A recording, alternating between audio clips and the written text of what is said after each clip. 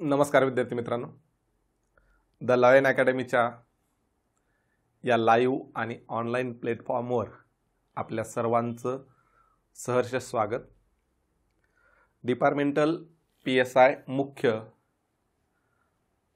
आता काय रणनीती असली पाहिजे, साधारणतः जर विचार केला तर आपली पूर्वपरीक्षा झाल्यानंतर जी आपण मार्केटची परिस्थिती बघतोय तर एक साधारणतः असा मार्केटचा अंदाज आहे की पेपर फार अवघड होता. पेपर अवघड होता का? डेफिनेटली अवघड होता. तुम्ही म्हणताल कसं काय? तर सगळ्यात महत्त्वाचा भाग आहे की आपण सगळे चाकरमानी आहोत. आपण आपलं नोकरी कुटुंब सांभाळून हे सगळं करतोय. जो 12 महिने अभ्यास करणारा व्यक्ती आहे, 12 महिने अभ्यास करणारा सदस्य आहे, त्याला हे सगळं व्यवस्थितपणे जमतंय. त्याचं लॉजिक डेव्हलप झालेलं असतं. जर आपल्या गोष्टीचा विचार केला तर आपण 1 महिने 1.5 महिने 2 महिने या सगळ्या गोष्टी, आज जर परिस्थिती बघितली तर परिस्थिती थोडीशी भयावह आहे. काय करावं म्हणजे विचार करतायत लोक सध्या की ज्याला मार्क आहेत तोही विचार करतोय मुख्य परीक्षा करावी का नाही. ज्याला मार्क रिझल्ट येण्यासारखे नाही आहेत तोही विचार करतोय मुख्य परीक्षा करावी का नाही. मित्रांनो, सगळ्यात महत्त्वाचा भाग, एक उदाहरण मी आवर्जून मला द्यावंसं वाटतंय. आम्ही काय कोणी तज्ज्ञ नाहीत, तुम्हीही तज्ज्ञ नाहीत, आम्हीही तज्ज्ञ नाहीत. आयोग हा शेवटी आयोग असतो, परंतु आयोगाची दुसरी अन्सरकी यायला, निकाल लागायला आणि तिथून पुढं मुख्यचा अभ्यास, सगळ्यात महत्त्वाचं पूर्वपरीक्षा ही फक्त पात्र परीक्षा असते. खरी जी गेम असणार आहे, खरं तुम्हाला MPSचं जे दार उघडायचंय ते दार उघडणार आहे मुख्य परीक्षेच्या मार्कावर. आणि मुख्य परीक्षेला तुम्ही कट ऑफच्या जवळ असून बी उपयोग नाही आहे. कारण आपल्याला फक्त फिजिकल असते. फिजिकलला तुम्हाला 100 मार्क पडले तरी तुम्हाला MPSचं दार ओपन होत नाही. तुम्हाला मेन्सचे मार्क प्लस किमान 115 मार्क 110 ते 115 मार्क लागतात. म्हणजे तुम्हाला जिथं मेन्सचा कट ऑफ लागतो त्या कट ऑफच्या नंतर किमान एक 15 ते 20 मार्काची लीड आत्ताच असणं आवश्यक आहे. साधारणतः आपला कट ऑफ हा 110-115च्या दरम्यान असतो. आता पूर्वपरीक्षेबद्दल बोलायचं तर खरोच परिस्थिती अशी आहे की आजही आपण बघतोय की आयोगाची अन्सरकी, आयोगाच्या अन्सरकीमध्ये पुन्हा कोणते प्रश्न चेंज होणार. मी एक उदाहरण सांगत होतो की गेल्या वेळेला माझ्याकडं एक मेजर होते ज्याला 38 मार्क होते आणि मी सांगत होतो की बाबा 40 किंवा 41 मेरिट लागेल. 2च आकड्यात मी मेरिट सांगत होतो. 41.50 मेरिट लागलं. त्यांना 38 मार्क होते. मी म्हणलं 38चे 40 होऊ शकतात. जर 2 प्रश्न इकडे तिकडे झाले तर 40 होऊ शकतात. 3 प्रश्नामध्ये घोळ झाला, त्यांचे 41.75 मार्क झाले आणि ते आज MPA मध्ये आहेत. आणि 67 वाला गडी, गेल्या वेळेला 67 पर्यंत मार्क होते. गेल्या वेळेला 70 पर्यंत सुद्धा मार्क होते, आताही असतील. 67 वाला गडी, त्या मार्कामध्ये मला एवढे मार्क पडले, मला एवढे मार्क पडले. त्या ह्याच्यामध्ये मेन्सला स्टार्ट करणे किंवा पुस्तक घेऊन बसलं की फक्त मला 67 पडलेत, मला 67 पडलेत हे, किंवा आजही काही जणांना असं होत असेल की पुस्तक घेऊन बसल्यानंतर मला 36च पडले, मला 37च पडले, काही होत नसतं. सगळ्यात महत्त्वाचं आहे गोष्ट सोडून देता आली पाहिजे. तुम्ही जे काही झालेलं आहे, आता तुम्ही पास्ट कोण चेंज करू शकत नाही, झालेल्या गोष्टी कोण चेंज करू शकत नाही. मग आपल्या हातात काय? मग आपल्या हातात फॉरवर्ड आहे. लाईफमध्ये रिव्हर्स आपल्या हातात नाही आहे, पण फॉरवर्ड आपल्या हातात आहे. भविष्य आपल्या हातात आहे. आणि मग या भविष्याला कसं बदल करता येईल, भविष्यामध्ये अजून चांगल्या गोष्टी कसं करता येईल याचा विचार केला पाहिजे. आणि मग याचा विचार करत असताना 67 वाला आज MP येत नाहीये, 68 वाला MP येत आहे. म्हणजे पूर्व परीक्षा ही फक्त पात्र परीक्षा आहे, हा भाग इथं सगळ्यात महत्त्वाचा लक्षात ठेवणं आवश्यक आहे. पूर्व परीक्षा ओनली पात्र परीक्षा आहे. बरोबर आहे.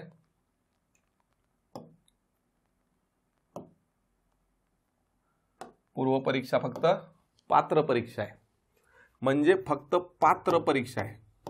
मग तुम्ही इथं तुम्हाला 36 घेऊन पात्र झाले काय आणि 63 घेऊन पात्र झाले, दोन्ही एकाच ठिकाणी आहेत मित्रांनो. मी डायरेक्ट पॉइंटला सुरुवात करतोय. डेफिनेटली पूर्व परीक्षेचा पेपर अवघड होता. कुणी कुणी अभ्यास केला पाहिजे ते सगळं मी सांगतो. गेल्या वर्षीचा 2021चा जर विचार केला तर 2021चा पेपर सोपा होता. 250 जागा होत्या. 250 जागेला 3045 विद्यार्थी घेण्यात आले आणि 3045 विद्यार्थी घेतल्यानंतर मेरिट लागलं 41.50. आता मित्रांनो भाग लक्षात घ्या. 2023 नंतरचा जागेचा प्रश्न नंतरचा आहे. आता ज्या जागा डिस्प्ले होत आहेत त्या 615. या 615 जागेवरच मेरिट लागणार आहे. मग 615 इंटू जरी 12चा आपण रेशो वाढवण्यासाठी प्रयत्न करतोय, 615चं 12चा जरी रेशो घेतला तर साधारणतः 7300 विद्यार्थी घ्यायचे. मित्रांनो गेल्या वेळेसच्या पेपरचं जरी मेरिट लागलं असतं, असं काय अचानक गेल्या वेळेला तर जवळजवळ 5 वर्ष विद्यार्थ्यांना अभ्यासाला वेळ मिळाला होता. अचानक असं लगेच हुशार विद्यार्थी झाले असं होत नाही कधी स्पर्धा परीक्षेमध्ये. स्पर्धा परीक्षा सगळ्याला एकाच पातळीत ठेवण्याचा प्रयत्न करते, एकाच पातळीत, पातळी वाढू देत नाही. मग जर आपण विचार करा, जरी पेपर सोपा आहे असा विचार केला, 41.50 त्याच्यानंतर जवळजवळ 4300 मुलं घ्यायचे, 4300.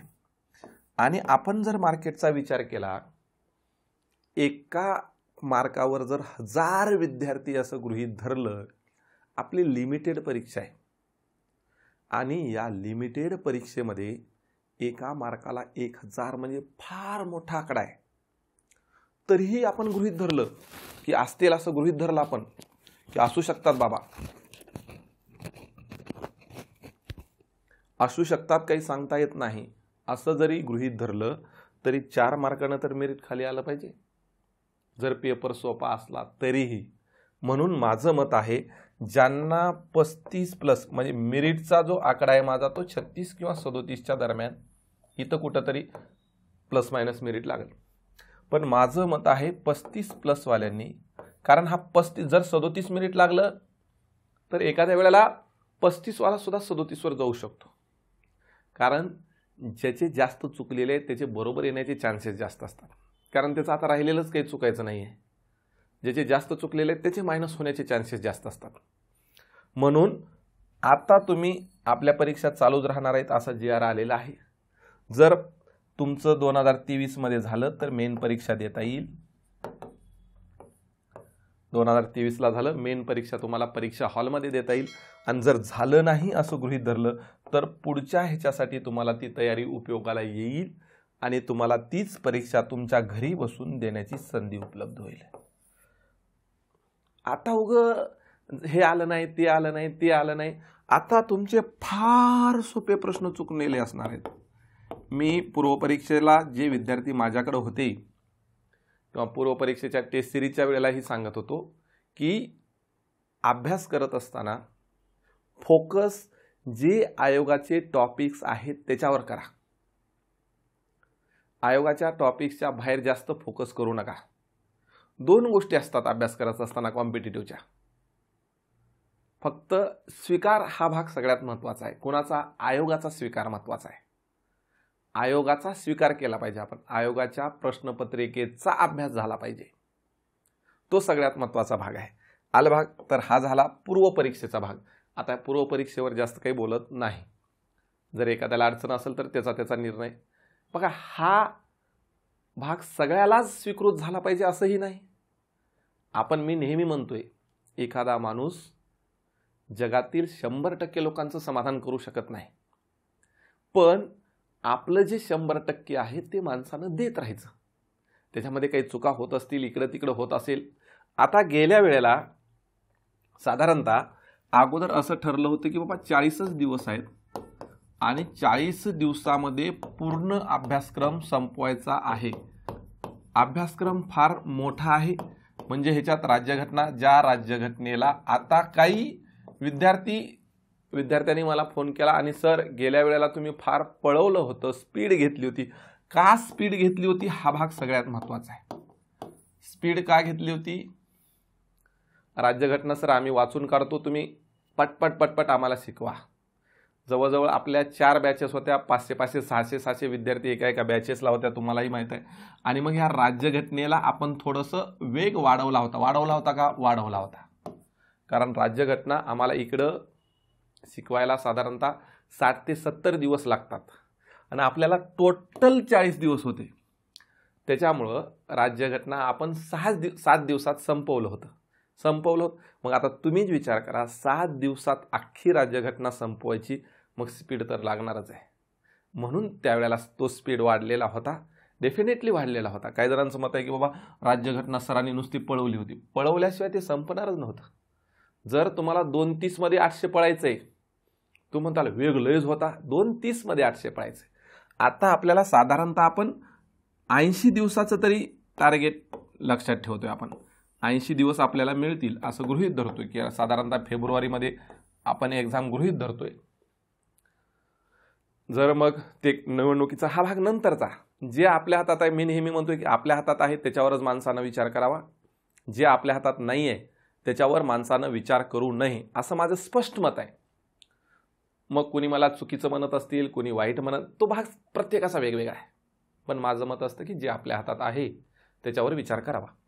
मग साधारणतः फेब्रुवारीपर्यंतचा दिवस आपण गृहीत धरतोय. आपण 15 डिसेंबर पासून जरी अभ्यासाला सुरुवात केली तर 15 डिसेंबर, 15 जानेवारी, 15 फेब्रुवारी आणि फेब्रुवारीचा महिना, अशा पद्धतीनं साधारणतः 80 दिवस किंवा 75 दिवस एवढ्या दिवसातला हा आपला सिलेबस कव्हर करण्याचा भाग असणार आहे.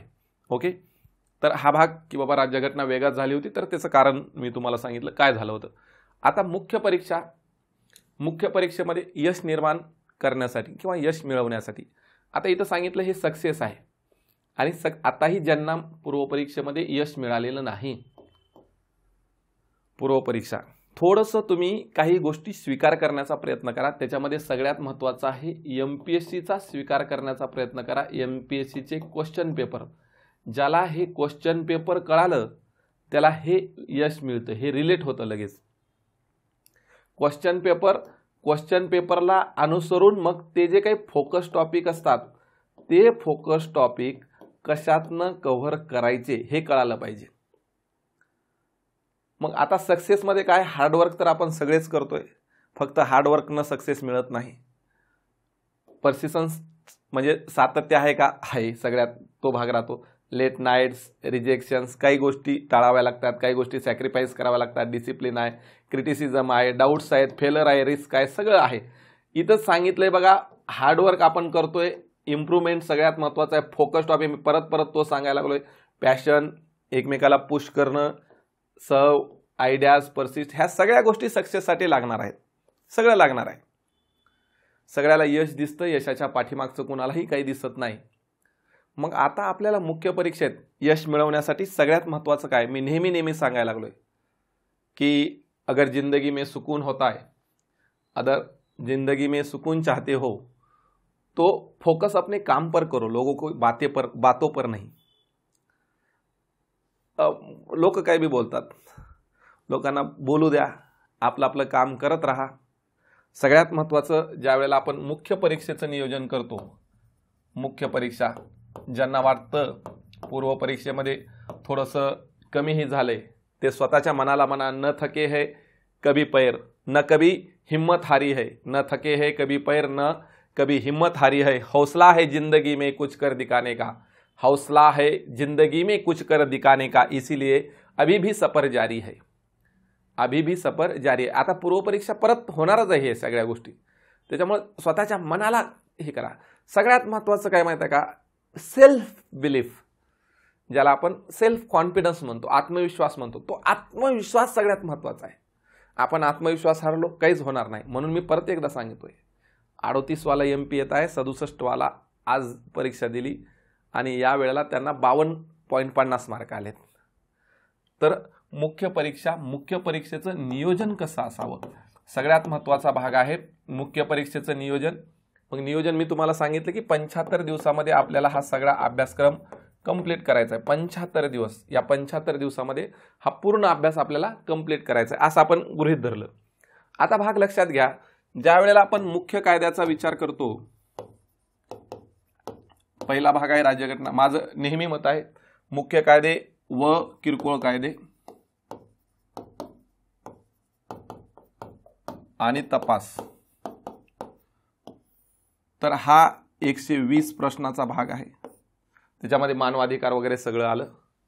राज्यघटना 15 मार्काचा भाग आहे. 15 प्रश्न म्हणू आपण प्रश्नावरच खेळू.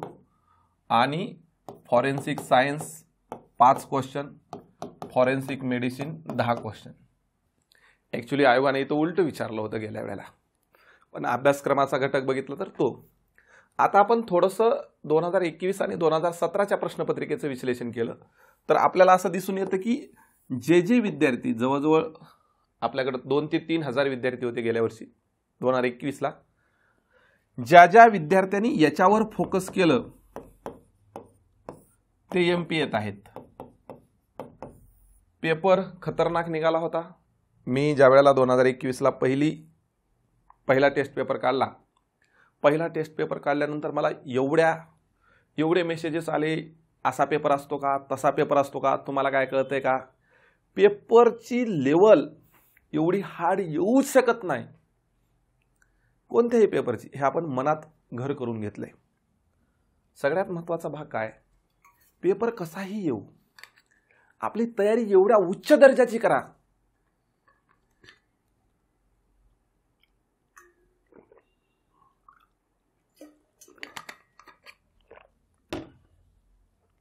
मेंटॅलिटी एवढी चांगली ठेवा, काही झालं तरी. प्रश्नपत्रिका हा सगळ्यात महत्त्वाचा भाग आहे, कारण इथं जर प्रश्नाची भीती मेली तिथं काही होऊ शकत नाही. म्हणून विचार करू नका की हा असं येऊ शकेल का, तसं येऊ शकेल का. कुणाच्याही प्रश्नपत्रिका घ्या आणि सोडवण्याचा प्रयत्न करा, असं मी नेहमी सांगत असतो. तर इथं सगळ्यात महत्त्वाचा भाग असा आहे की या 120 पैकी आपले फक्त 5 ते 10च प्रश्न गेले पाहिजेत बाहेर. जाण्याचे चान्सेस फार कमी आहेत. व्यवस्थित जर फोकस केलं, गेल्या वेळेला 110+ आकडा कित्येक जणांचा दाखवतो मी तुम्हाला, कित्येक जणांचा म्हणतोय मी. आता ॲक्च्युली या वेळेला जी स्ट्रॅटेजी चुकणार आहे ती अशी चुकणार आहे.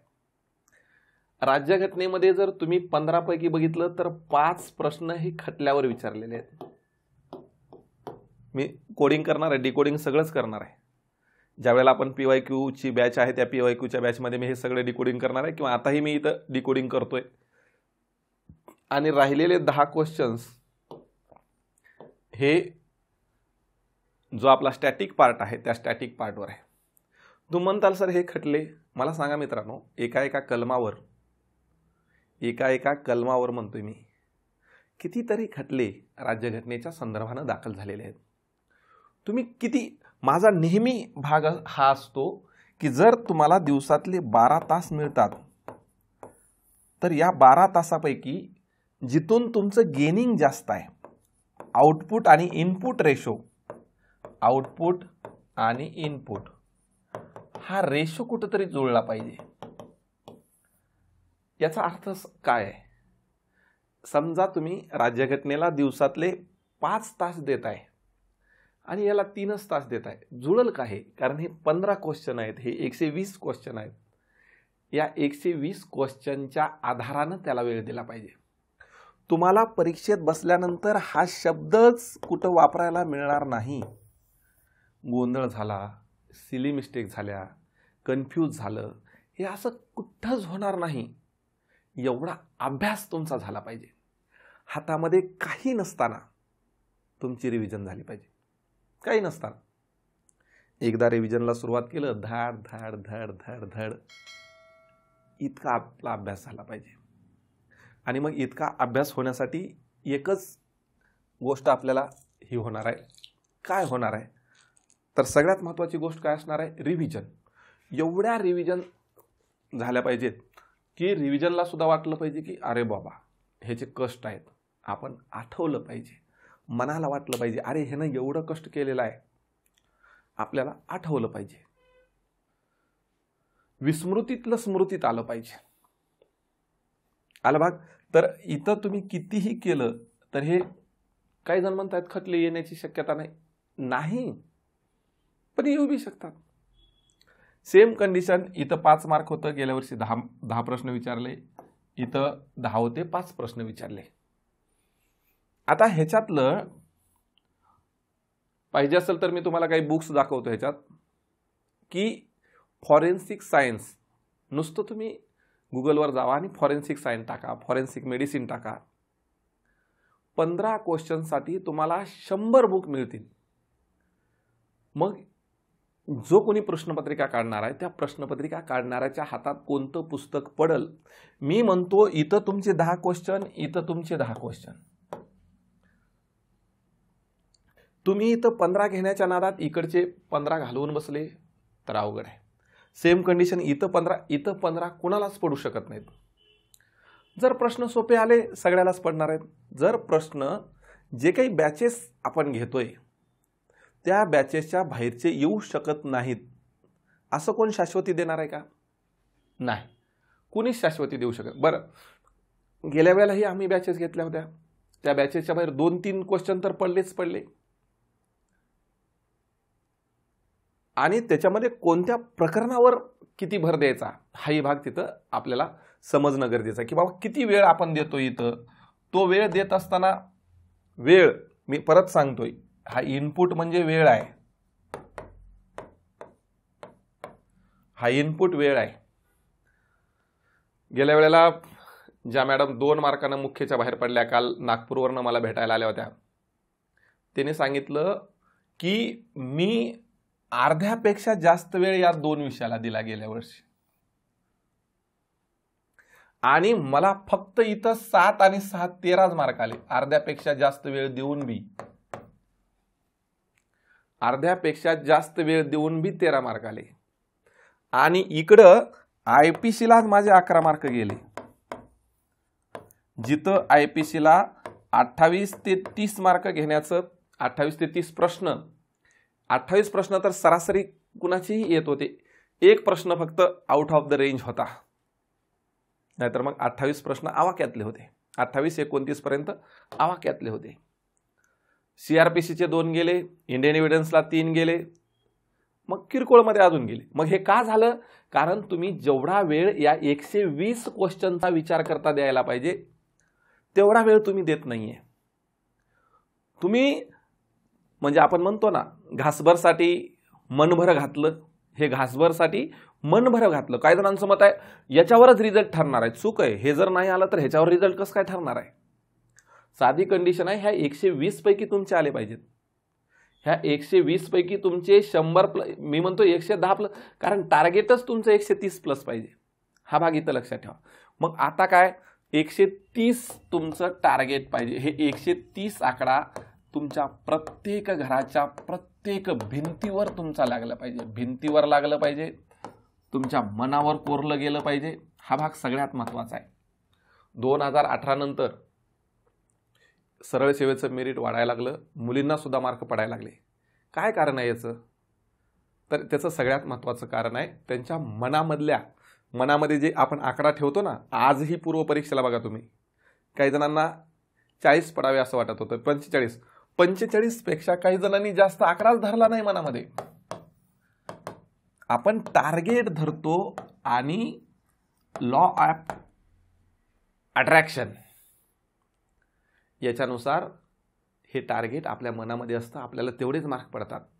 तुम्ही टार्गेट धरा 130, तुम्ही टार्गेट काही जण 135 धरा, तुम्हाला इथपर्यंत जाता येईल. जोपर्यंत काही ठिकाणी माननीय विश्वास नांगरे पाटील सरांनी एकदा बोलता बोलता सांगितलेलं आहे की कोणतंही स्वप्न दोनदा तयार होत असतं, एकदा ते मनामध्ये आणि पुन्हा सत्यात उतरत असतं.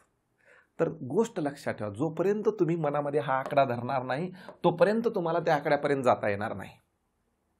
म्हणून मनामध्ये पहिल्यांदा हा आकडा धरा. मी म्हणतो टार्गेट तुमचं, प्रत्येक जणाचं टार्गेट 130+ असणं आवश्यक, 130+ असणं आवश्यकच आहे. 130 पेक्षा टार्गेट कमी नको आहे. हा पहिला भाग. मग आता हे 130 मिळवायचे कसे कसे, हा भाग दुसरा पार्ट झाला. मग आता मी तुम्हाला सांगितलं 120 पैकी इथं 110+ हा भाग आला पाहिजे आणि इकडं दोन्हीपैकी 20+ भाग आला पाहिजे. मग 10 मिळवा. काही जण फक्त एक गोष्ट लक्षात घ्या की पैकी मिळवण्याचा इकडं प्रयत्न. आता मग इकडं तुमचं टाइम डिव्हाइड झालं पाहिजे. तसं एकूण मिळणारे तुम्हाला तास, समजा तुम्ही 12 तास अभ्यास करताय, बरोबर आहे. 12 तास 150 प्रश्न साधारणतः, मी म्हणत नाही तंतोतंत असंच व्हावं, पण एक साधारणतः विचार करता. मग याला 2 तास, याला 2 तास, 4 तास द्या, 8 तास तरी ह्याचा अभ्यास केला पाहिजे, किमान 8 तास. समजा ह्या 120 मार्कासाठी तुम्ही 150 व्हिडिओ बघताय, 120 मार्कासाठी 150 व्हिडिओ म्हणजे एका मार्काला. मग इथं साधारणतः किती व्हिडिओ राहिले पाहिजेत? 30-40 व्हिडिओ राहिले पाहिजेत. 30-40 व्हिडिओमध्ये तो भाग कव्हर झाला पाहिजे, कव्हर करता आला पाहिजे, तुम्हालाही करता आला पाहिजे. कारण ज्यावेळेला आपण बघतो की फॉरेन्सिक सायन्समध्ये प्रश्न कुठे विचारले, बॅलिस्टिकवरच 3 प्रश्न होते, तुम्ही अजूनही काढून बघू शकता. नुसत्या बॅलिस्टिकचा एक प्रश्न होता, PETNचा एक प्रश्न होता, IEDचा एक प्रश्न होता. 3 प्रश्न तिथंच तयार झालेले होते. फिंगरप्रिंट आणि पायाच्या ठशावर 3 प्रश्न होते, 3-4 प्रश्न होते.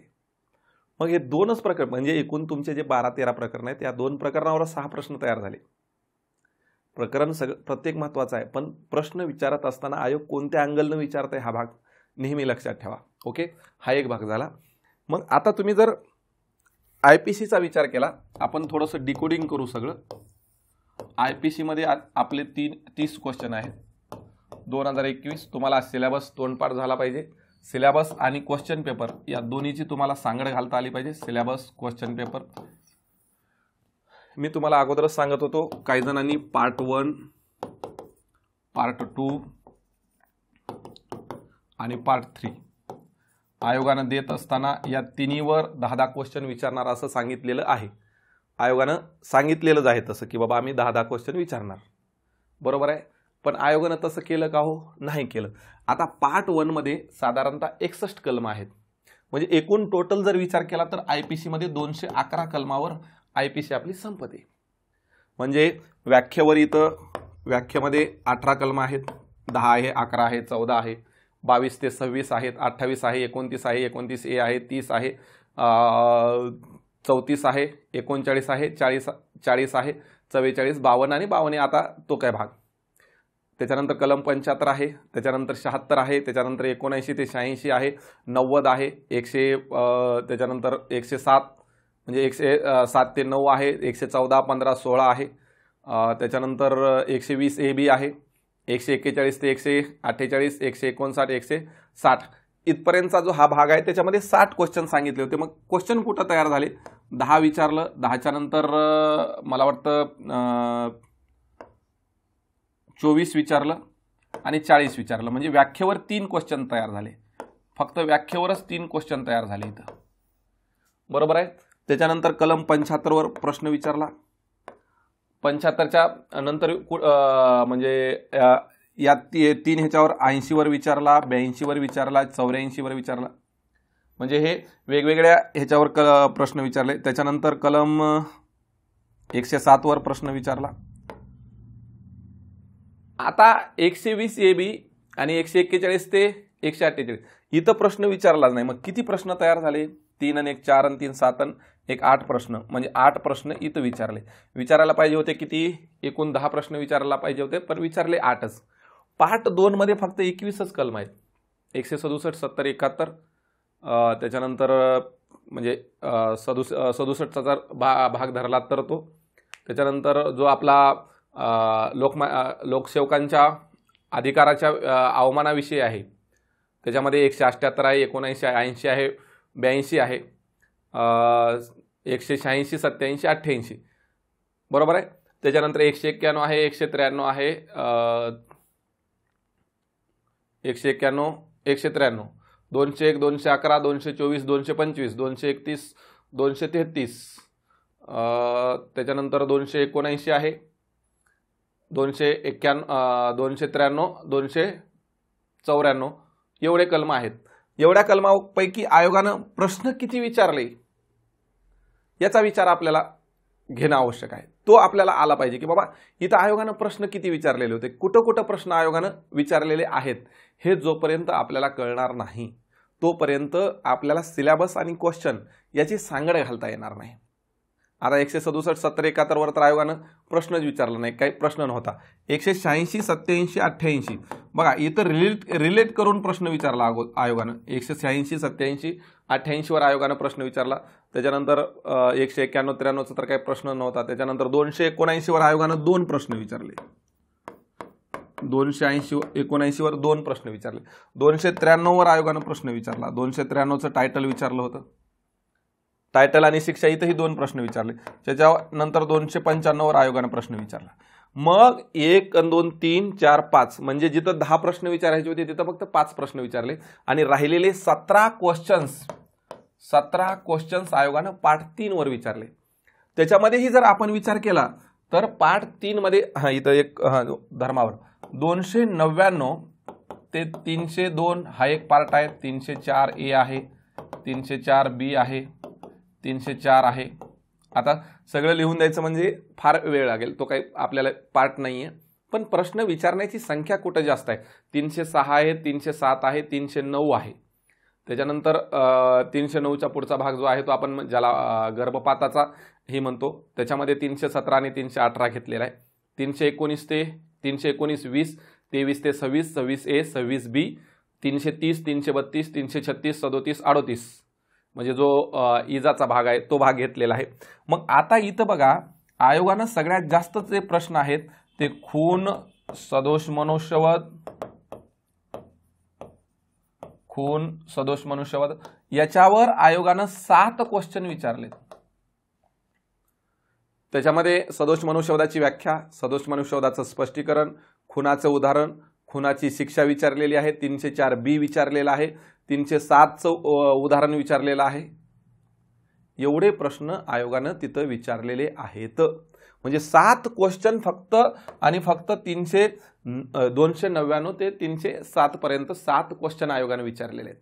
त्याच्यानंतर 319चा जो पार्ट आहे ज्याला आपण इजा म्हणतो त्या इजामध्ये आयोगानं 320 गंभीर दुखापत कशाला म्हणतात ते विचारलेलं आहे. 326 ए ऍसिड हल्ला आणि ऍसिड हल्ल्याची शिक्षा सुद्धा विचारली. म्हणजे 3 प्रश्न इथं विचारून झाले आयोगाचे. त्याच्यानंतर डायरेक्ट आयोग म्हणजे मानवी शरीराविषयी जे अपराध आहेत त्याच्यात 375, 376 वर आयोग गेला. 375ची व्याख्या जी बलात्काराची व्याख्या आहे त्या व्याख्येमध्ये कोणकोणते शब्द येतात ते आयोगानं विचारलं. 376 मध्ये 376 ए बी विचारलं, 12 वर्षाखालील व्याख्या म्हणजे. आणि आयोगानं हे घेत असताना दुसरा कोणता तरी एखादा कलम घेतलेला आहे. गेल्या वेळेसचा पेपर अवघड का गेला? अवघड जाण्याचं सगळ्यात महत्त्वाचं कारण आहे आयोगानं जर 84 एक कलम घेतलं तर लगेच 22 एक कलम घेतलं. म्हणजे रिलेट केलं आयोगानं तिथं. इथं 231 बघा विचारलं होतं आयोगानं. 231 वर 231 घेतलेलं होतं नाणे 231, 33 आणि त्याला रिलेट केलेलं होतं हत्याच्या सोबत. म्हणजे इथंच आयोगाचे जवळजवळ 7 आणि 3 10 2 12 क्वेश्चन फक्त प्रकरण 16 वर झालं. प्रकरण 17 वर आयोगानं प्रश्न विचारताना 379 वर 2 प्रश्न विचारले. 379 जिथं आपण 379 ते 83 हा घटक आहे. त्याच्यानंतर डायरेक्ट आयोग म्हणजे 82 पर्यंत 383, 390 ते 96, 399, 403, 405 ते 9 पर्यंत, 410 ते 12, 414, 415 ते 17, 19, 20, त्याच्यानंतर 425, 429 ते 32, 436, 441 ते 448, 51 आहे, 53 आहे, 57 आहे, 458 आहे, 461 आहे. त्याच्यानंतर डायरेक्ट आयोग जाता 463, 477, 477 ए, 494, 95 म्हणजे ह्याच्यामध्ये विवाहिकतेमध्ये 495, 97, 98, 498 ए, 503, 506 आणि 511 असे कलम आहेत. या कलमामध्ये फक्त आयोगानं जर मालमत्तेचा विचार केला तर आयोगानं 379 वर 2 प्रश्न विचारले मालमत्ता, त्याच्यामध्येही अपराधाचं स्वरूप आणि 379 ची शिक्षा विचारली. डायरेक्ट आयोग 495 पुनर्विवाहावर गेलं आणि डायरेक्ट आयोग 511 वर, म्हणजे तिथं 3च प्रश्न विचारले आणि एक जोड्यालावाला प्रश्न विचारला होता किंवा 339 काय, 349 काय, 359 काय आणि 362 म्हणजे अपहरण, 349 हमला, हे जोड्या लावायला आयोगाने घेतलं होतं. म्हणजे प्रश्नपत्रिका, माझं सांगण्याचा उद्देश आहे की इथं जर 10 प्रश्न विचारायचे तर 10 विचारतील असं नाहीये, इथं 10 विचारायचे तर 10 विचारतील असं नाही. फक्त आपलं असं फोकस असलं पाहिजे की 211 मध्ये तुम्हाला 30 प्रश्न आहेत. मग तुम्ही विचार करा की 30 प्रश्न तुमचे राज्यघटना आणि फॉरेन्सिक सायन्सचे मिळून आयपीसीच्या बरोबर आहेत. मग तुम्ही आयपीसी एवढं तगडं करा की काही झालं तरी आयपीसी मधला एकही प्रश्न गेला नाही पाहिजे, एकही प्रश्न बाहेर गेला नाही पाहिजे. हा विचार आपल्याला तिथं असणं आवश्यक आहे. जर आपण सीआरपीसीचा विचार केला तर सीआरपीसीचाही भाग सेम कंडिशन, त्यांनीही तिथंही पार्ट ए केलेला आहे, पार्ट 1, पार्ट 2 आणि पार्ट 3. बरोबर आहे. इथं 10 क्वेश्चन, इथं 5 क्वेश्चन आणि इथं 5 क्वेश्चन. पण ऍक्च्युअली तसं झालं का? म्हणजे 60 पर्यंतचा भाग इथं 61, म्हणजे 61 ते 90 आणि 91 ते 102. बरोबर आहे. आणि मग राहिलेलं तिसऱ्या पार्टमध्ये. पण तसं झालं का? प्रश्न तसे विचारले का? आता पार्ट 1 मध्ये पार्ट 1 याच्यामध्ये 5 क्वेश्चन सांगितले होते, तर आयोगाने इथंच एवढे प्रश्न विचारून केले. साधारणतः आयोगानं प्रश्न म्हणजे कलम 6 वर प्रश्न विचारला. कलम 6 काय होतं? फौजदारी न्यायालय. फौजदारी न्यायालयावर आयोगानं प्रश्न विचारला. त्याच्यानंतर डायरेक्ट आयोग कलम 41B वर गेलं. बघा, कलम 41B वर आयोगानं 2 क्वेश्चन विचारले. कलम 41D वर आयोगानं 2 क्वेश्चन विचारले. त्याच्यानंतर कलम 53A वर आयोगाने एक प्रश्न विचारला. कलम 55A वर आयोगाने एक प्रश्न विचारला. त्याच्यानंतर कलम 60A वर आयोगाने एक प्रश्न विचारला. म्हणजे प्रश्न कुठं विचारला आयोगानं आणि कशी विचारले हे आपल्याला लक्षात. आता इथं 5च क्वेश्चन विचारायचे होते, विचारले 10. इथं 5 क्वेश्चन विचारायचे होते, विचारले फक्त 2च क्वेश्चन, एकच क्वेश्चन विचारले. 69 वर आयोगानं क्वेश्चन विचारला होता. भाग संपला. इकडेही आयोगानं नवीनच पॅटर्न 154 ते 176 हा एवढा पार्ट महत्वाचा असताना आयोगानं फक्त 167 वर आणि 172 वर 2च क्वेश्चन विचारले. मग आयोगानं क्वेश्चन कुठे विचारले? 196 घेतलं, 197 घेतलं, 357A घेतलं, 437 घेतलं. नवीन हे 154, 55, 56 तर विचारलेलंच होतं. 54, 55, 156, 157 हे जोड्याला वाला विचारून घेतला आयोगानं. म्हणजे आयोगाचा कल प्रश्न 2 कलम 3 कलम एकत्र करून विचारण्याचा आयोगाचा कल आहे. आणि तो कल आपल्याला लक्षात घेणं गरजेचं आहे की आयोगानं प्रश्न विचारत असताना कुठं विचारले, हा भाग सगळ्यात महत्वाचा आहे. आता इंडियन एव्हिडन्सचा विचार करता इंडियन एव्हिडन्सला कलमच तेवढे आहेत. सगळ्यात मी तर नेहमी म्हणतो की जर मार्काचा विषय असेल तर इंडियन एव्हिडन्स ऍक्ट. कलम कमी मार्कच मार्क. 1 ते 4 आहेत, त्याच्यानंतर 8 आहे, 9 आहे, 32 1 आहे, त्याच्यानंतर 45 आहे, 47 आहे, 53 आहे, 54 आहे, 59 60, 61 ते 63, त्याच्यानंतर 74 ते 76, 74 ते 76 झाले की डायरेक्ट 101, 113A, 114A, 114 आणि 113A, 113B, 114A, 125, 147, 46 उलट तपासणी. एवढाच भाग आहे इंडियन एव्हिडन्समध्ये. आणि इथं 10 क्वेश्चन आहेत, इथं त्यांचे 10 क्वेश्चन त्यांनी विचारले. हा भाग लक्षात ठेवा. म्हणजे मार्क कुठे येऊ शकतात. Same condition. आता मी म्हणतो MPA जरी मायनर वाटत असला तर MPA मध्ये क्वेश्चन आहेत 5, पण इंडियन एव्हिडन्सच्या मानानं तिथं अभ्यासक्रम जास्त आहे. म्हणजे इंडियन एव्हिडन्स तुम्ही तोंडपाठ करून टाकलं 10 क्वेश्चन येऊ शकतात. म्हणजे इथपर्यंत म्हणजे 30 IPCचे, 20 CRPCचे आणि 10 इंडियन एव्हिडन्सचे इथं चुकण्याची दाट शक्यता नाही. मी शक्यता आहे असं म्हणत नाही. म्हणजे इथं तुम्हाला एखादा क्वेश्चन गेला तर जाईल, नाहीतर जाण्याची शक्यता नाही. इथंही एक व्याख्या विचारली होती 2-3 मध्ये कोणकोणत्या अधिकाऱ्यांचा समावेश आहे. कलम 28 विचारलं होतं. कलम 28 वर चांगला प्रश्न विचारला होता. कलम 58 मुदत विचारली होती. कलम 66 चे अधिकार 64 आणि 66 चे अधिकार विचारले होते आणि कलम 108 विचारलं होतं. म्हणजे इथं गोळ झालं. दारूबंदीवर एकच व्याख्या विचारली होती. 223 ची व्याख्या विचारली होती. दारूबंदीवर ॲक्च्युली 2 प्रश्न असणं आवश्यक आहे, पण यावेळेला काही ॲक्टच आयोगानं सोडून दिले. दारूबंदीवर 2 प्रश्न विचारणं आवश्यक होतं. आयोगानं तिथं एकच प्रश्न विचारलं. त्याच्यानंतर जुगार अधिनियमला 2 प्रश्न विचारणं आवश्यक होतं. आयोगानं दोन्ही प्रश्न विचारून घेतली. 12A आणि 6. नागरी हक्कावर आयोगानं प्रश्न विचारलाच नाही. नागरी हक्कावर प्रश्न विचारणं म्हणजे 2 प्रश्न आहेत नागरी हक्काचे. कलमही थोडेसेच आहेत. इथंही आयोगानं म्हणजे थोडासा ही केला की तिथं प्रश्नच विचारला नाही. त्याच्यानंतर शस्त्र अधिनियम आहे. शस्त्र अधिनियमावर थोडासा घोळ केला आयोगानं. इथं आयोगानं 4 क्वेश्चन विचारणं 2च अपेक्षित होतं. इथं लोकांना मी नेहमी सांगतोय की बाबा शस्त्र अधिनियम आहे. शस्त्र अधिनियमावर शिक्षेवर हमखास आयोग प्रश्न विचारतं. तर तिथली कोणतीच शिक्षा ही 3 वर्षाच्या खालची नाही आहे. आणि तुम्ही जर शस्त्र अधिनियमाचा प्रश्न फक्त बघितलेला असेल तर मी शिकवतानाही सांगत होतो की बाबा 3 वर्षाच्या खाली कोणतीच शिक्षा नाही आहे. मग हे लक्षात ठेवायचं आहे की बाबा शस्त्र अधिनियमला 3 वर्षाच्या खाली शिक्षा नाही आहे. मग जर कोणतीही शिक्षा विचारली काही देणं घेणं नाही. 3 वर्षाच्या खाली नाही आहे ना, भाग संपला. मोटार वाहनला बी 4 प्रश्न आवश्यक असताना 2च क्वेश्चन म्हणजे 1989 वर तर प्रश्न विचारला नाही. 1988 वर 3 प्रश्न विचारणं आवश्यक होतं. तिथं त्यांनी 2च प्रश्न विचारले मोटार वाहनला. मोटार वाहन 1988 आणि महाराष्ट्र मोटार वाहन अधिनियम 1989 अशा 2 गोष्टी आहेत. तर तिथं आयोगानं प्रश्न विचारला नाही. त्याच्यानंतर मेंटल म्हणजे मानसिक आरोग्य अधिनियम, तिथं त्यांनी स्वागतची व्याख्या विचारली. म्हणजे एकच प्रश्न आहे तिथं, तर त्यांनी एक प्रश्न विचारून घेतला की बाबा या पद्धतीनं आहे म्हणून. त्याच्यानंतर आपला अधिनियम आहे तो लोकप्रतिनिधित्व. इथंही आयोगानं एक जोड्या लावाला म्हणजे लोकप्रतिनिधित्व अधिनियम 1951 जोड्या लावाला 125, 127, 131, 133 चा प्रश्न विचारून घेतला आणि 136C जो की बाबा मतपत्रिका पळवणे किंवा मतपत्रिका घेऊन जाण्याचा भाग आहे तो विचारला. जे ॲक्ट तर नव्हता त्यावेळेला, पण बालन्याय अधिनियम 2000 होता. बालन्याय अधिनियम 2000. मग या बालन्याय अधिनियमावर 6 क्वेश्चन आयोगाने विचारले. म्हणजे एखाद्या ॲक्च्युली विचारणं अपेक्षित किती होतं आणि विचारलं किती. तसंच आता बालन्याय अधिनियम 2015 नवीन आलेले आहे. आयोग तिथं जास्त विचारू शकतं. PCPNDT ॲक्टवर PCPNDT ॲक्ट तर इथंही आयोगानं 3 क्वेश्चन विचारून घेतले. ॲक्च्युली तिथं 3 विचारणं अपेक्षित होतं, तिथं 3 विचारले.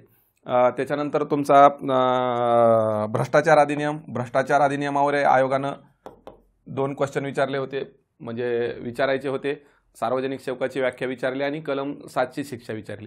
तिथेही मी सांगितलं होतं बाबा 3 वर्षाच्या खाली कुठली आणि तिथं असणाऱ्या शिक्षा ह्या 3 ते 5, 3 ते 7 किंवा 7 ते पुढं आहेत. अशा पद्धतीनं त्या शिक्षा आहेत त्या लक्षात ठेवा. त्याच्यानंतर SC/ST अधिनियम अतिशय सोपा आहे. त्याच्यावरही आयोगानं 2 क्वेश्चन विचारून घेतलेले होते. त्याच्यानंतर तुमचा झोपडपट्टी दादा आहे. झोपडपट्टी दादामध्ये एकच आयोगानं केलेलं होतं, झोपडपट्टी दादा. याच्यावर आयोगानं झोपडपट्टी दादाची व्याख्या म्हणजे 2F ची व्याख्या विचारलेली होती. म्हणजे मायनरमध्ये जे तुमचे 40 क्वेश्चन आहेत, 40 क्वेश्चन मायनरचे, या 40 क्वेश्चनपैकी सुद्धा मार्क जाण्याची शक्यता फार कमी आहे. फार म्हणजे फार कमी आहे. कारण इथं तुम्ही कितीही म्हणू, म्हणजे एखादा म्हणाल की बाबा आता 112 कलम आहेत जे अधिनियम 2015 मध्ये. हो, 112 कलम आहेत. पण ज्या वेळेला तुम्ही हा ॲक्ट समजून घेता त्यावेळेला आपलं ओपन चॅलेंज, कलम 2 मध्ये 61 प्रकारच्या व्याख्या आहेत. मग हे 61 येणार आहे का? मी ज्या वेळेला PCPNDT ॲक्ट शिकवत होतो त्यावेळेला सांगितलं होतं की कलम 7 वर प्रश्न विचारण्याची शक्यता आहे. केंद्रीय पर्यवेक्षी मंडळ प्रश्न विचारण्याची शक्यता आहे. राज्य पर्यवेक्षी मंडळ म्हणजे आयोग प्रश्न जर तुम्ही बालन्याय अधिनियमाचं बघितलं असेल, CWC वर आयोगानं प्रश्न विचारला. का विचारला CWC वर प्रश्न? JJB वरच का प्रश्न विचारतंय? अपचारी बालकाच्या शिक्षेसाठी जामीनवरच का प्रश्न विचारतंय? म्हणजे ह्याच्यातला जो आत्मा असतो, प्रत्येक ॲक्ट, प्रत्येक अधिनियमाला एक आत्मा असतो की नेमकं काय. आणि आपल्या दैनंदिन जीवनाच्या उदाहरणामध्ये दैनंदिन जे व्यवहार आहेत त्या दैनंदिन व्यवहारामध्ये जे कलम किंवा एखादा साधारण कार्यवाही ज्याला म्हणतो आपण, या साधारण कार्यवाहीशी संबंधित प्रश्न 90% विचारले जातात. आणि मग एखादे 10% प्रश्न इकडे तिकडे असतात. आपण अगोदर हे फोकस केलं पाहिजे. मग माझं नेहमी मत असतंय, माझं नेहमी मत आहे, काय मत आहे की बाबा अगोदर जो फोकस घटक आहे ते करा, त्याच्यानंतर सगळं बघू. अगोदर जो फोकस भाग आहे तो आपल्याला आला पाहिजे. हाच येत नाही दुसऱ्याला काय भाग आहे, म्हणजे हा भाग तुम्हाला आला पाहिजे, हा भाग तुम्हाला आला पाहिजे. म्हणून जे फोकस टॉपिक आहे ते फोकस टॉपिक अगोदर क्लिअर करा. आणि मग हे फोकस टॉपिक क्लिअर केल्यानंतर मग राहिलेल्या सगळ्या गोष्टी तुम्ही क्लिअर करू शकता हो. पण ह्या फोकस टॉपिककडेच तुमचं जर लक्ष राहिलं नाही. IT ऍक्ट महत्वाचा आहे. IT ऍक्टवर ही आयोगानं 3 क्वेश्चन विचारले गेल्या वेळेला. मग हे 40 मार्क आपल्या हातचे आहेत, ते गेले नाही पाहिजेत. पुढं जो भाग आहे, एक स्लाइड घेऊ आपण अजून.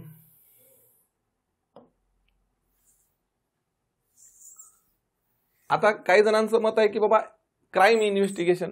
आता क्राईम इन्व्हेस्टिगेशन मध्ये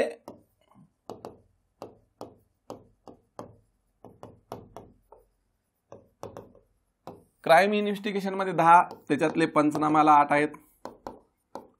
आणि जे आपले चॅप्टर प्रोसिडिंग आहे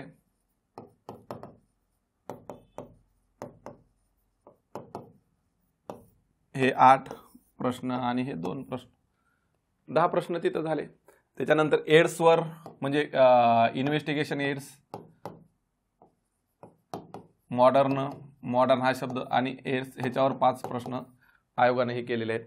आणि मानव अधिकारावर 5 प्रश्न आहेत. मग मानवाधिकाराच्या बरोबर राज्य प्राधिकरण आहे, सर्वोच्च न्यायालयाची तत्व आहेत, ह्याच्यावर 5 प्रश्न आहे. अगोदर तुम्हाला सिलेबस कळायला पाहिजे. हा सगळ्यात महत्वाचा भाग आहे. सिलेबस असं पाठ सांगता आला पाहिजे की बाबा एवढे प्रश्न या घटकावर, ह्याच्यावर, हे सारखं डोक्यात रुळलं पाहिजे. आणि 24 तास तुमचा अभ्यास सुरू राहिला पाहिजे. हा सगळ्यात महत्वाचा भाग आहे की 24 तास तुमचा अभ्यास सुरू राहिला पाहिजे. 24 तास अभ्यास सुरू राहणं म्हणजे काय असतं? 24 तास अभ्यास सुरू राहणं म्हणजे आपण कुठेही जाऊ द्या, चहा प्यायला गेलो तरी रिव्हिजन सुरू राहिली पाहिजे. हा भाग सगळ्यात महत्वाचा घ्या.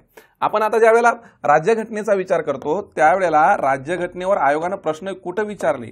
जर 5 प्रश्न खटल्याचे सोडले, मूलभूत हक्कावर 4 प्रश्न होते. मूलभूत हक्कावर 4 प्रश्न होते. 19 वर 2 प्रश्न होते. रीट विचारली होती. कलम 22 विचारलं होतं. मूलभूत कर्तव्यावर 2 प्रश्न होते. झाले 6. मूलभूत कर्तव्यावर 2 प्रश्न होते. राज्यपालावर 1 प्रश्न होता. राज्य विधिमंडळावर 1 प्रश्न होता. उच्च न्यायालयावर 1 प्रश्न होता. विशेष राज्याचे दर्जा, नागालँड राज्याचा दर्जा विचारला होता, विशेष राज्याचा दर्जा, त्याच्यावर 1 प्रश्न होता. म्हणजे प्रश्न कुठं तयार होतात हे आपल्याला कळायला पाहिजे. तो भाग सगळ्यात महत्त्वाचा. जर प्रश्न कुठं तयार होते हे कळत नसेल तर मग त्याच्यामध्ये काहीच उपयोग नाही. म्हणजे कोणत्याही गोष्टीमध्ये आपल्याला ही करता येणार नाही. प्रश्न कुठं तयार होतो हे कळालं की भाग संपतो. प्रश्न तयार कुठं होत असतो. आता ज्यावेळेला आपण फॉरेन्सिक सायन्सचा विचार करतो, सेम कंडिशन. म्हणजे फॉरेन्सिक सायन्समध्ये 3च प्रकरण आहेत. एक आहे तो पहिला इन्व्हेस्टिगेशन शेअर्स ज्याला म्हणतो आपण भौतिक दुवे, तो एक. बॅलिस्टिक म्हणजे एक्सप्लोजिव्ह, आणि फिंगरप्रिंट आणि फुटप्रिंट. 3च प्रकरण आहेत. तुम्ही घरी जाऊन तुमची प्रश्नपत्रिका बघा. 3च प्रकरणावर आयोगाने प्रश्न विचारले. किरणावरचा तर प्रश्न आयोगाने खाल्ला. 2 इन्फ्रारेड दिले आणि पुन्हा अल्ट्राव्हायोलेट दिलं. म्हणजे हे सोपा प्रश्न होता, त्याच्यात बी आयोगानं प्रश्न खाल्ला. इकडे बी जर तुम्ही बघितलं तर मगिंग हा एक भाग विचारला होता आयोगानं की बाबा काय असतं काय नाही ते. त्याच्यानंतर 376 बी तर तो बळीचा प्रश्न तिकडंच टाकल्यासारखा टाकला होता. म्हणजे केसचा, रेपचा. तुम्ही सिलेबस जे आहे ना ते सिलेबसचे पॉईंट बघा आणि सिलेबसचे पॉईंट बघून त्याच्यानुसार तयारी करा. क्लास लावणं न लावणं हा नंतरचा भाग आहे, पण सिलेबसच्या पॉईंटनुसार तुम्ही अभ्यास करणं आवश्यक आहे असं मला वाटतं. ओके, तर हा सिलेबस या पद्धतीनं डिकोडिंग केलेला आहे. अजून मला वाटतं की ह्याच्यामध्ये काहीही नाही आहे, फक्त तुमचं नियोजन व्यवस्थित होणं गरजेचं आहे. नियोजन जर व्यवस्थित झालं नाही तर तुम्हाला ते गोष्टी कळणार नाहीत. आणि आपल्या एका मिनिटाचं नियोजन तयार झालं पाहिजे की बाबा काय आहे काय नाही, कोणत्या ह्याच्यात तुम्ही काय करणार आहेत. आणि सगळ्यात महत्त्वाचं तुम्हाला हे तयार करता आलं पाहिजे, प्रश्नपत्रिका तयार करता आला पाहिजे. आपल्या ज्या काही बॅचेस आहेत त्या बॅचेसबद्दल मी एका मिनिटात तुम्हाला माहिती सांगतो. हा आता कोडिंग आणि डिकोडिंगचा भाग झाला, बरोबर आहे. आता काही जणांना वाटत असेल की मास्तर तर शिकवणार आहे, मग राज्यघटना आणि फॉरेन्सिक सायन्स मास्तर असं का म्हणतंय, मग कायदे, मग काय आहे का असं काय? अजिबात नाही. मी तुम्हाला A1 मटेरियल देणार, सगळंच A1 मटेरियल म्हणतोय मी. जर माझ्या मटेरियलच्या बाहेर प्रश्न आला तर तो अख्ख्या दुनियेच्या बाहेर असेल, बरोबर आहे. का म्हणतोय मी? याचं एक कारण आहे. जर आपण फॉरेन्सिक सायन्स नुसतं गुगलवर टाकलं, मी 1-2 महिन्यापूर्वीपासून म्हणजे फॉरेन्सिक सायन्सला प्रत्येकजण म्हणायला लागलं की सर तुम्ही शिकवणार आहेत का, तुम्ही शिकवणार आहे का. आणि मग मला थोडा मोकळा वेळ असताना मी बघितलं तर फॉरेन्सिक सायन्सची साधारणतः 100 पुस्तकं तुम्हाला मिळून जातील. मी तुम्हाला पाहिजे तर हे पुस्तकं कुठं मिळतात, काय नाही, ह्या सगळ्या गोष्टी सांगतोय. सगळे हे वेगवेगळ्या लेखकाचे पुस्तक आहेत, सगळे वेगवेगळ्या लेखकाचे पुस्तक आहेत. मी तुम्हाला फक्त इथं 6 दाखवलेत. तुम्हाला लेखक सुद्धा सांगतोय, हा प्रोफेसर VP सिंगचं पुस्तक आहे, हाही त्यांचंच आहे, 2nd एडिशन आहे, तो फर्स्ट वेगळं. हे new development 3rd edition David माल्कोचं पुस्तक आहे. NTA म्हणजे UGC नेट आणि PhD साठी लागणार आहे. हे बी UGC नेट PhD निमिजी नेटचं आहे, हे वेगळ्या प्रकाशनाचं आहे. हे लोरी डॉटसन यांचं पुस्तक आहे. सगळे हे फॉरेन्सिक सायन्सवरचे आहेत. मी फक्त इथं 6 दाखवलेत.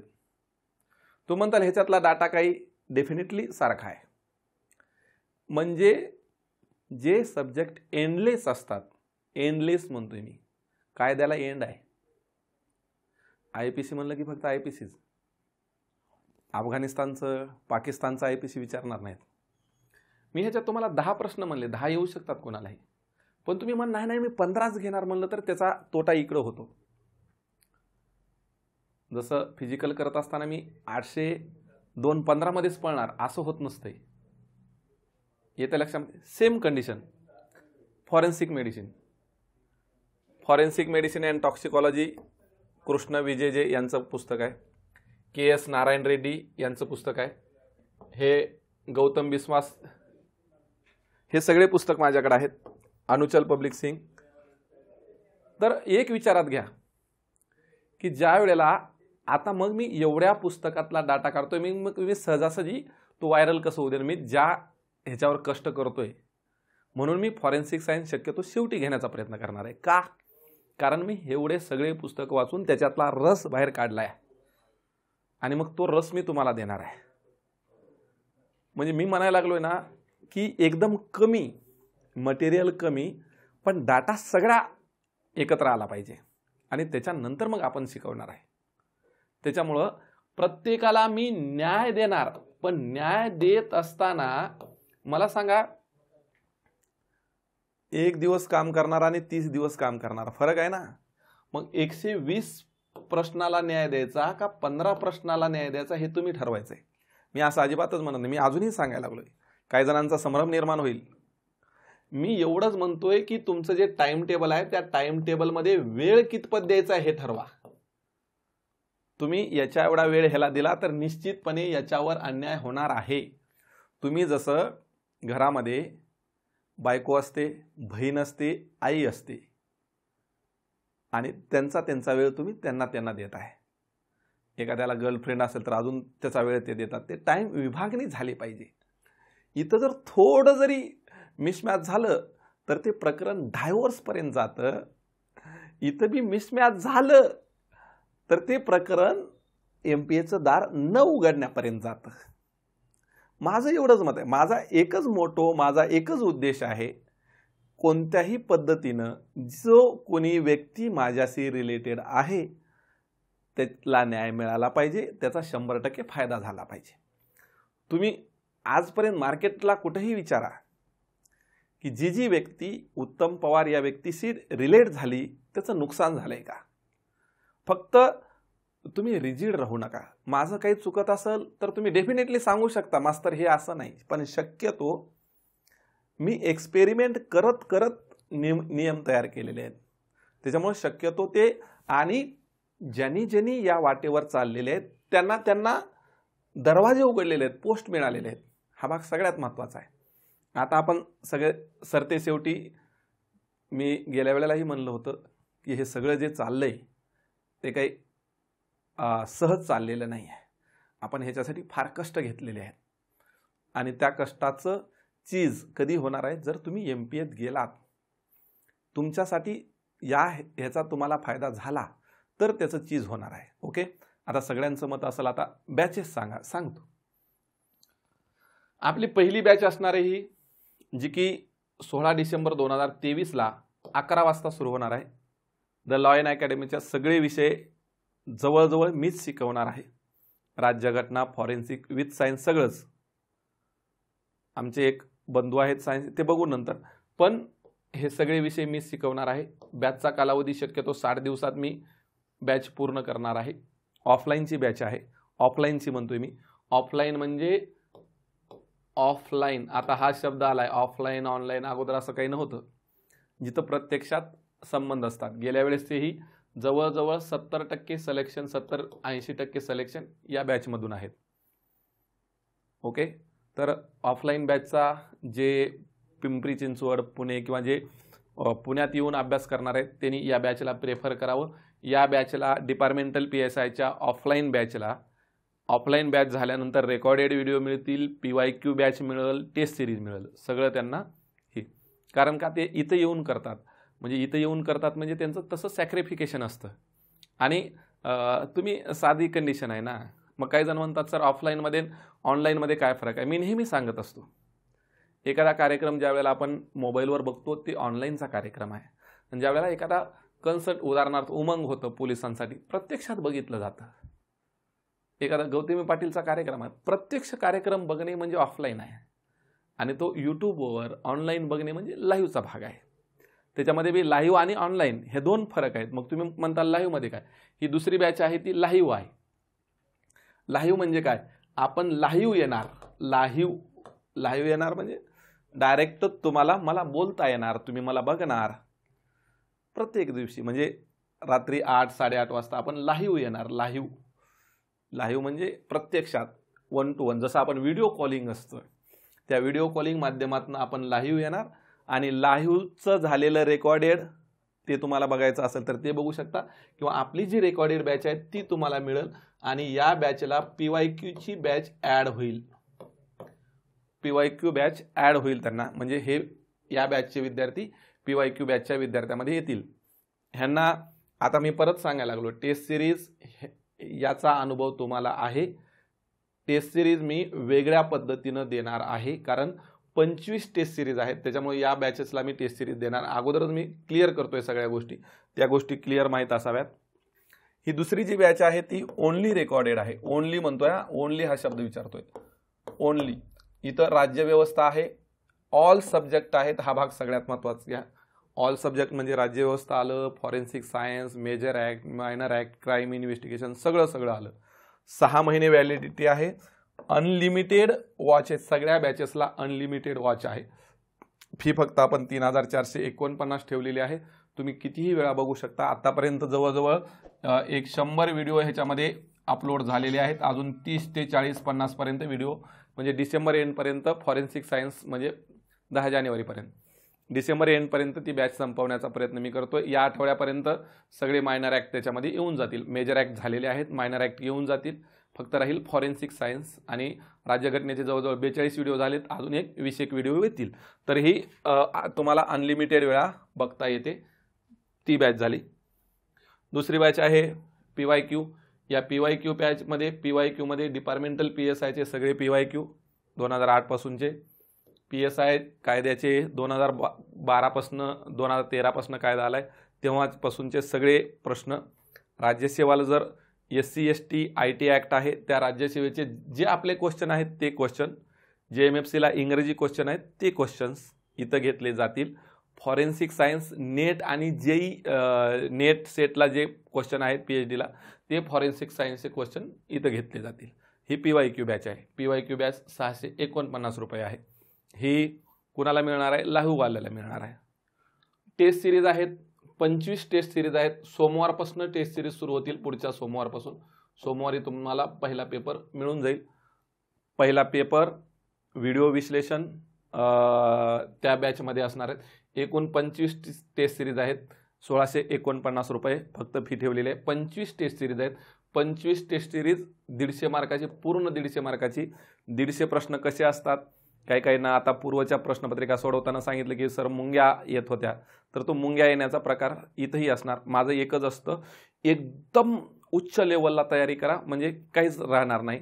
तुम्ही पैशाकडे बघू नका. पैसे हा काही भाग नाही. हां, मी मेहनत करतोय त्याचे पैसे घेणं गरजेचंच आहे. जसं आपण ड्युटी करता ड्युटीचे पैसे घेताय त्या पद्धतीनं. जर एखादा कोणी समाजसेवा करत असेल तर डेफिनेटली मला सांगा, मी त्याला सगळ्या बॅचेस मोफत देईन की बाबा एकही रुपये मी घेत नाही. असं जर कोण असेल तर तो भाग आहे.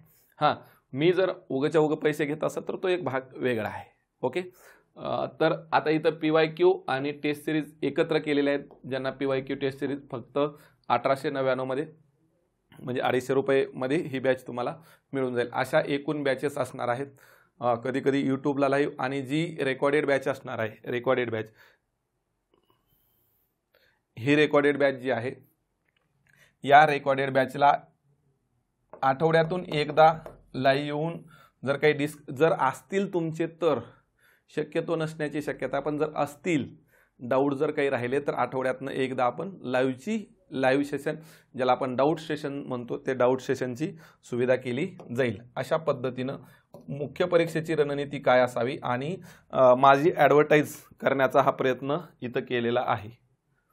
ॲडव्हर्टाईज करणंही गरजेचं असतं, कारण लोक अगोदरच म्हणतात ॲडव्हर्टाईज नसलं तर काहीच होत नाही. जाहिरातीच्या जोरावर लोक कुठं कुठं पोहोचले, तर जाहिरात करणं गरजेचं असतं आणि प्रत्येकाला तो हक्क आहे. कलम 19 मध्येच सांगितलेला आहे. त्याच्यामुळं जाहिरात केली का? यस, डेफिनेटली केली. उगाच आपण असं नाही आहे की मी ग्रामीण भागातला आहे त्याच्यामुळं ताकाला गेलं आणि भांडं लपवायचं, ही आपली पद्धत नाही आहे.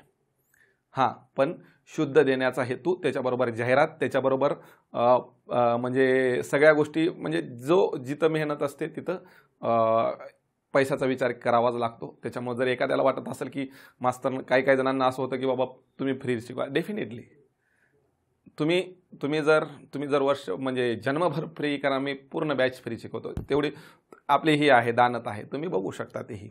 ओके. असं काही कोणाच्या मनाला दुखावणे हा हेतू नाही आहे. परंतु एक भाग लक्षात घ्या की जर तुम्ही माझ्या ठिकाणी असते तर तेच, कारण बाहेर आणि आत हा एक भाग असतो.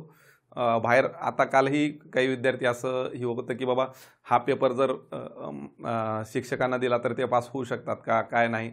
आपण तर पार UPSCचा इंटरव्ह्यू देऊन आलेलो आहे, म्हणजे UPSCच्या मेन्स UPSCच्या परीक्षेचा आपल्याला अनुभव आहे.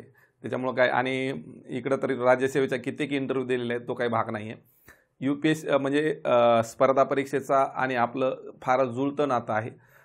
त्याच्यामुळं प्रत्येकाने बाहेर विचारणा करून, या सगळ्या गोष्टीचा विचार करून कनेक्टेड होण्याचा प्रयत्न करावा. 24 आवर्स आम्ही तुमच्यासाठी उपलब्ध असू. ओके. चलो, धन्यवाद. मंडळ आभारी आहे. द लॉयन अकॅडमीचं जर एखाद्यालाही पाहिजे असेल तर नंबर दिलेले आहे तिथं.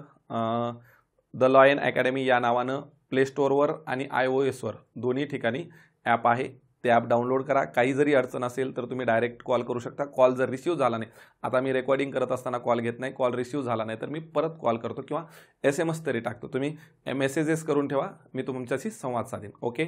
द लॉयन अकॅडमीशी कनेक्ट होण्याचा विचार असल्याबद्दल धन्यवाद. मंडळ आभारी आहे.